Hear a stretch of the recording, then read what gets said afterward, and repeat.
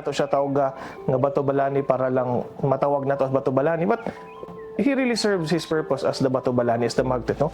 He, even if you are a Catholic or not, nindot kayo kay all our murabag si Santo Niño gidang center nga mag-arian ba, no? And we cannot dissociate Cebu from Santo Niño. It's always Santo Niño and Cebu, no, when we talk about The Basilica Minore del Santo Niño de Cebu is the mother and head of all Catholic churches in the country.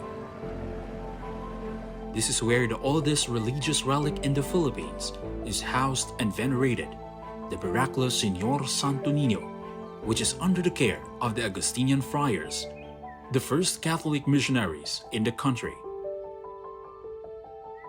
Many devotees have shared stories of recovering from illness, passing board exams, and other blessings, which they attribute to the miraculous Señor Santo Niño, showing their strong faith in the Holy Child. Akong kinabuhi sa una pagyud nga wala pa ko naabot diri sa Basilica Santo Niño, dili jud ko hilig simba. Isip mananayaw diri nako nakatunan nga ang pagsimba day pagdiboto kang Señor Santo Niño, pinaka-importante day ang pagsimba.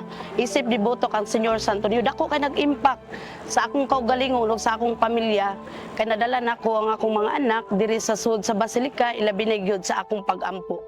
Year after year, millions of devotees come to seek guidance, offer prayers, and celebrate Fiesta Señor, showing their deep faith in the Holy Child. connecting the Santo Niño to the Augustinian friars, we have to go back to the arrival of Magellan with Father Pedro Valderrama here in the Philippines in 1521. So when the wife of the chieftain that time was baptized, diba, an image of the Santo Niño was gifted to her. Then after some years, maybe since the death of Magellan, because of the death of Magellan, the rest of the Spaniards went back to Spain, no? So it could be that, there are sources saying that, they might have forgotten the basics of the faith during that time, because there was nobody who would instruct them.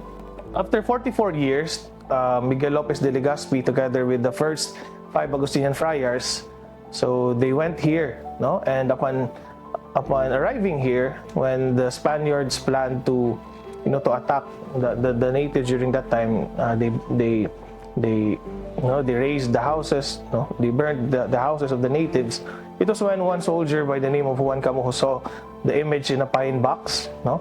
And then it was there that, since the chaplain of the said journey was the Augustinians, it was then entrusted to the Augustinians. So from 1565 until today, so it was the Augustinians, no? It is already the Augustinians who were responsible to become caretakers of the revered image of the Holy Child.